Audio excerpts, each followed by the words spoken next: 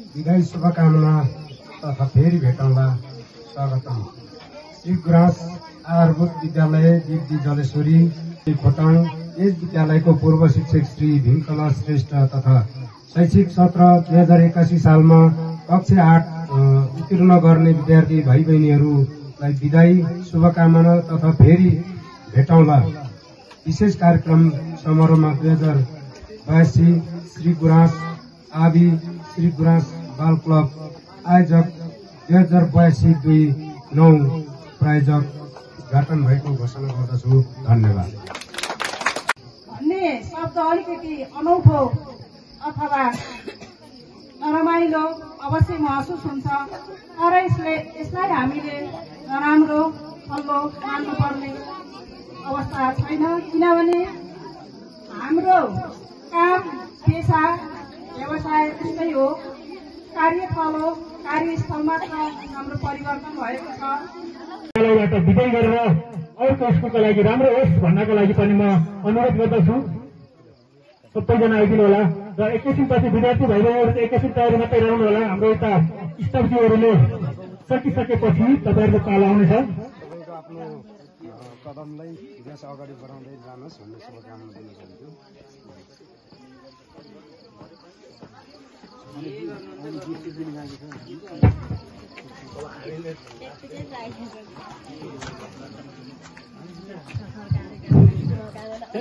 र तपाईँ विद्यार्थी भाइ बहिनीहरूले पनि हाम्रो शिक्षक भीमकला श्रेष्ठ लगायत कक्षा 8का विद्यार्थी भाइ बहिनीहरूलाई अबिरमाला गर्न सक्नुहुन्छ। हाम्रो अहिले अबिरमालाको कार्यक्रम रहेको छ।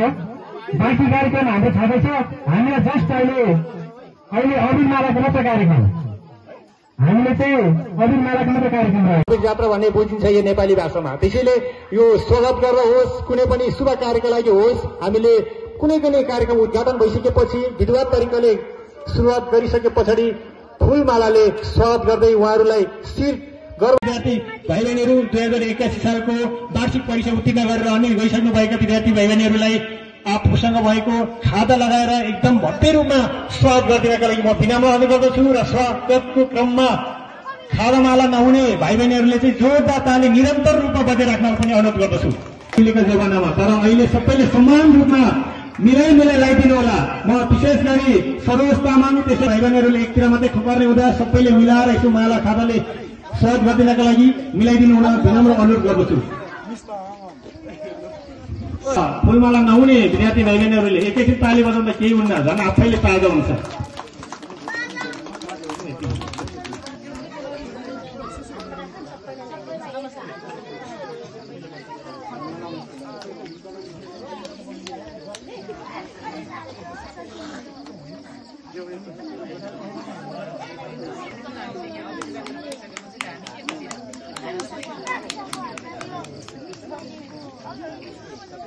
हार्दिक अनुरोध गर्दछु।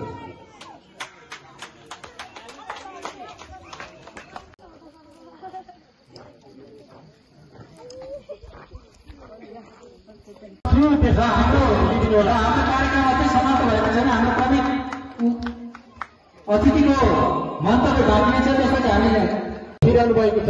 यो पाठ मजाले सिक्नका लागि म विनम्र अनुरोध गर्दछु। र हाम्रो बालकुमार सरलाई एकदम मजाको फोटो लिइदिनका लागि म विनम्र अनुरोध गर्दछु। त्यो फोटोले इतिहास बोल्छ, तस्बिर बोल्छ, एउटा संसार बोल्छ। त्यसैले एउटा युगसम्म रहने एउटा इतिहास बनोस्। त्यस्तै नै मायालाई यहाँ आज पढाउने क्रममा अझै बढिरहेको छ र हामीले जोरदार तालीले उहाँलाई स्वागत गरौँ।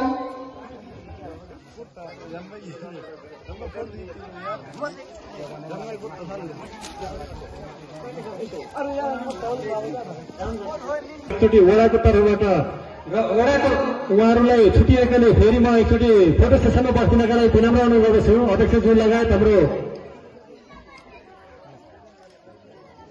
भीमकला मेमलाई यहाँ बसिदिनका लागि अनुरोध गर्दछु।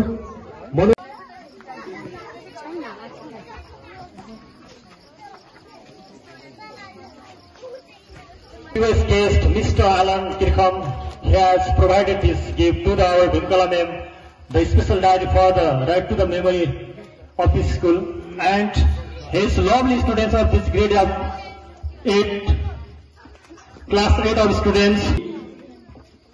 Many thanks them, and this is the gift by the Alan Kirkham of England, and all the students never forget this gift, and I hope all the students forever keep this memory to our guest Alan Kirkham. सबैजनाले ताली बजाइदिनु होला।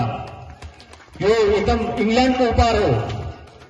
विशेष धन्यवाद भन्छु म Alan किर्खमलाई। Many thanks to the England based Alan Kirkham. Always we remember you, and we never forget. Every time, every program, all the time, we remember you.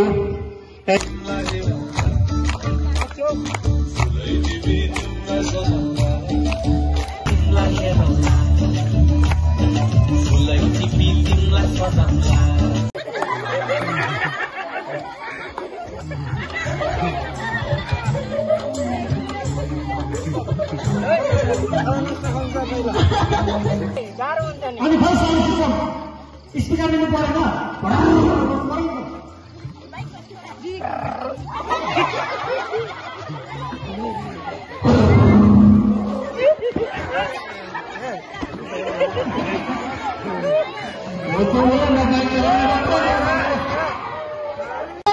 Elina Miss, Om Dipa, Ningmadiki, Manjila,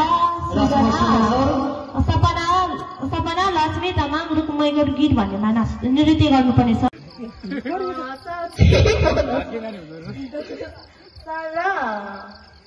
उहाँकै madam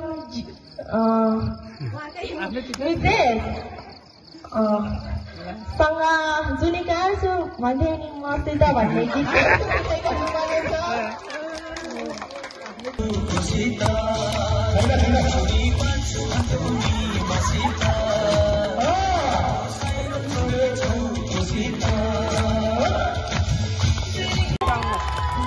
Elina मिल अनि दिल्लीराम तामाङ खास टिमको भागमा धेरै धन्यवाद। तर विकिसर भइसक्नु भएको छ।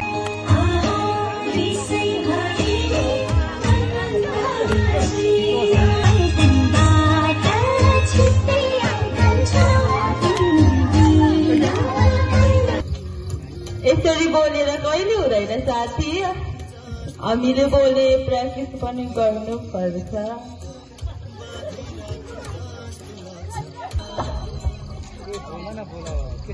कति चुप बस्छौ, कोही बेला त केही बोला न। हुन्छ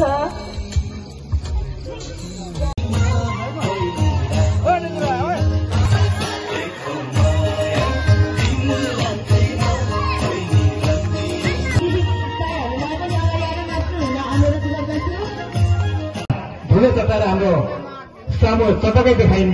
अनि अलिअलि ज्ञान हुनेहरूले त कस्तो होला, हामी आफै विचार गर्न सक्छौँ नि। त्यसरी त हाम्रो सामु भीमकाला मेमलाई निकै गाह्रो भएको तपाईँले देख्नुभयो।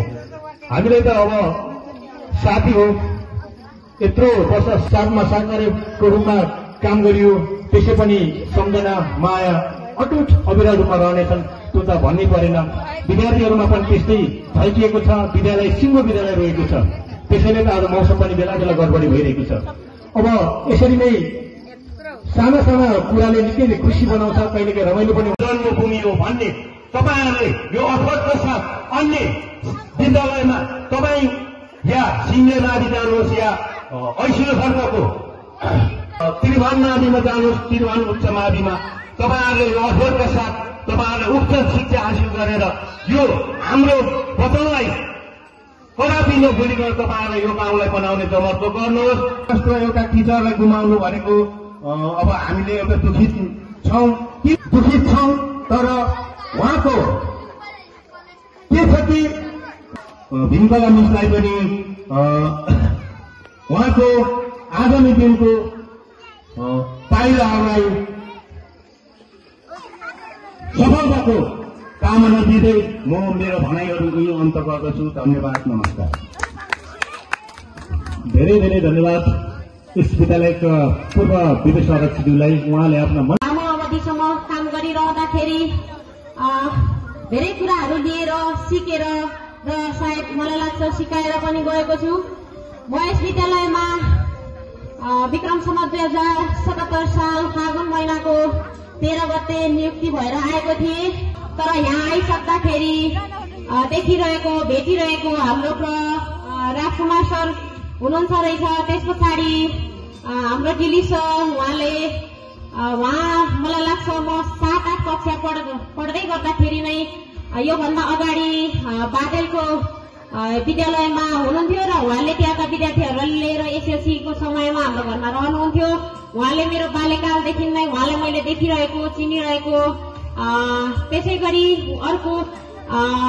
अरू पार्वती म्याम हुनुहुन्थ्यो जो मेरो छिमेकी पनि भनौँ अथवा आफन्त पनि हुनुहुन्छ। उहाँहरू सबैजना एकसाथ यहाँ पाउँदाखेरि मलाई नयाँ विद्यालय गएको महसुसै भएन र सँगसँगै अन्य सहकर्मी सर म्यामहरूको आफ्नोपनले मायाले सद्भावले यहाँ वरिपरि रहनुभएका छरछिमेकीहरू लगायत अभिभावकज्यूहरू विद्यार्थी भाइ बहिनीहरू सम्पूर्णको माया साथ सपोर्टले गर्दाखेरि मलाई यहाँ काम गर्न कुनै चुनौती 28 दिनको लामो कार्यकाल पश्चात एउटा बाध्यता भनौँ अथवा एउटा परिस्थिति सिर्जना भए पछाडि जीवन मात्रै अस्थायी हो तर जागिर चाहिँ स्थायी नै हुनुपर्छ है भन्ने एउटा मान्यतालाई मैले पनि स्वीकार्नुपर्ने अवस्था आएको थियो र स्थायित्वको लागि एउटा नयाँ प्रक्रियाहरू अथवा पठन पाठन भनौँ सुरु गरेको थिएँ। त्यस क्रममा मलाई भरपूर सहयोग गर्नुहुने यस विद्यालयका प्रधानाध्यापक भनौँ अथवा अभिभावक मेरो आदरणीय सर राजकुमार सुनवार सर, उहाँलाई म एकदमै धेरै आभारी र कृतज्ञ छु भन्न चाहन्छु। त्यसै गरी दिल्ली छ, पेज छ, पदम म्याम अनि पार्वती मिस, उहाँले मलाई चाहिँ गर्नुपर्छ है, अगाडि बढ्नुपर्छ है भन्ने एउटा सुझावहरू बार बार दिइराख्नु भइरहेको थियो। त्यसको लागि पनि म एकदमै आभारी छु।